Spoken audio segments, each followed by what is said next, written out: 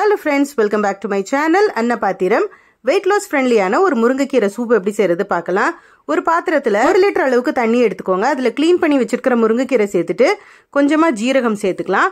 ஒரு பெரிய தக்காளியை சின்ன சின்னதா கட் பண்ணி வச்சிருக்கேன். அதையும் இதுல சேர்த்துக்கலாம். கொஞ்சமா மஞ்சள் பொடி சேர்த்துக்கோங்க. சேர்த்துட்டு இது எல்லாத்தையும் நல்லா பாயில் பண்ணிக்கலாம். இது கூடவே கொஞ்சமா பெப்பர் பொடியும் சேர்த்துக்கோங்க.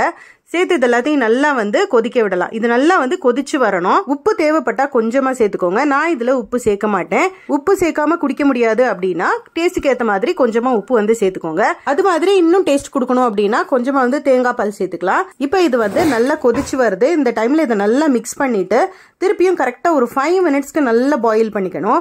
பாயில் பண்ணிட்டு ஸ்டவ் ஆஃப் பண்ணிட்டு மூடி போட்டு ஒரு 2 ஹவர்ஸ் வரைக்கும் அப்படியே விட்டுறலாம். 2 ஹவர்ஸ்க்கு அப்புறமா இதை ஓபன் பண்ணி பார்த்தோம் அப்படின்னா இந்த சூப் நல்லா செட் ஆயிருக்கும். இப்ப திருப்பி லைட்டா ஹீட் பண்ணிட்டு லைட் ஹீட்ல ஒரு லெமனை நல்லா ஸ்குவீஸ் பண்ணி விட்டுக்கலாம். பாருங்க நல்ல பெர்ஃபெக்ட்டா முருங்கைக்கீரை சூப் ரெடி ஆயிடுச்சு. இதை கப்ல விட்டு நம்ம குடிச்சுக்கலாம். மார்னிங் குடிச்சோம்னா ரொம்ப நல்லது. இந்த ரெசிபி ட்ரை பண்ணி பாருங்க. வீடியோ பிடிச்சா லைக் பண்ணி சப்ஸ்கிரைப் பண்ணுங்க. இன்னொரு வீடியோல பார்க்கலாம். பை.